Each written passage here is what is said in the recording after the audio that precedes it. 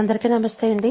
ఈరోజు మనం స్పెషల్గా ఎండు చేప బంగాళదుంప కర్రీ చేసుకుందామండి. సూపర్గా ఉంటుందండి. ట్రై చేద్దాము. ఇదిగోండి బంగాళదుంపలు పొట్టు తీసి ముక్కలు కట్ చేశాను. ఉల్లిపాయలు ఒక 2 తీసుకున్నాను. పచ్చిమిరపకాయలు ఒక 6 తీసుకున్నాను.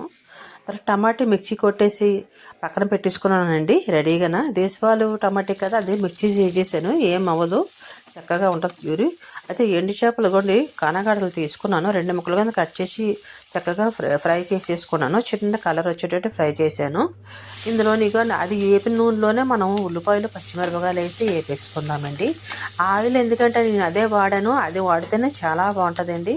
ఎండు చేప కర్రీకి టేస్ట్ బాగుంటుంది. అందుకోసం మీరు కూడా తీసేయకండి, కలర్ మారిందని తీసేయకండి, అదే వాడండి. అయితే తర్వాత బంగాళదుంపలు కట్ చేసి పెట్టేసుకున్నాను కదా, అవి వేసేసుకున్నానండి. వేసేసి చక్కగా మగ్గనిద్దామండి. ఎండి తర్వాత అయితే ఉడకదు. ఎండు చేప ఇది పులిపి టమాటా అన్నీ వేస్తే అందుకు ముందే బంగాళదుంప మగ్గేటట్టు చేసుకోండి, ఉడికేటట్టు. ఒక 5 మినిట్స్ 10 మినిట్స్ మగ్గపెట్టి సిమ్లో పెట్టి అది రెడీ అయిపోతుంది, ఉడికిపోతుంది. అప్పుడు మిగతా ఐటమ్స్ అన్నీ వేసుకోండి. ఇవ్వండి నేను పసుపు ఉప్పు ముందేసి కలిపేసి మగ్గబెట్టాను. ఇప్పుడు కారం వేసుకున్నాను.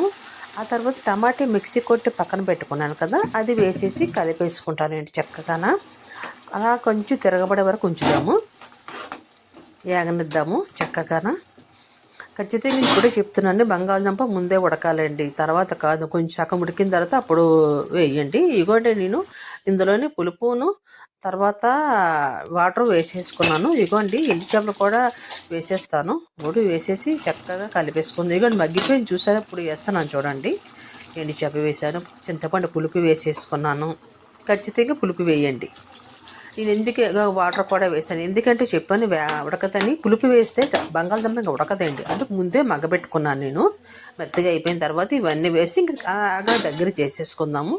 చక్కటి కర్రీ రెడీ అయిపోతుంది. అప్పుడప్పుడు ఇది కూడా రెడీ చేసుకోవాలండి, చాలా బాగుంటుంది.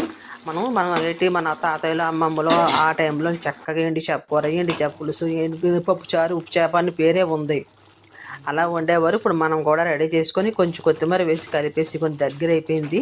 కూర చూసారా ఎంత బాగా వచ్చిందో. ఇండి రైస్లో తింటే సూపర్గా ఉంటుందండి. మీరు ఇంకా ట్రై చేయండి మీరు కూడానా, ఖచ్చితంగానా హ్యాపీగా వండుకొని తినండి. ట్రై చేయండి. థ్యాంక్ యూ వెరీ మచ్ అండి. నా ఛానల్ చూసిన వాళ్ళందరూ ధన్యవాదాలండి. లైక్ చేయండి, షేర్ చేయండి, సబ్స్క్రైబ్ చేయండి మర్చిపోకండి.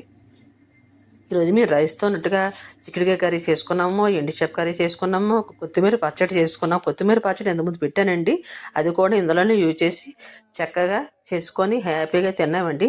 ఖచ్చితంగా నాకు ఒక్క లైక్ చేయండి, ప్లీజ్ సపోర్ట్ చేయండి. Thank you.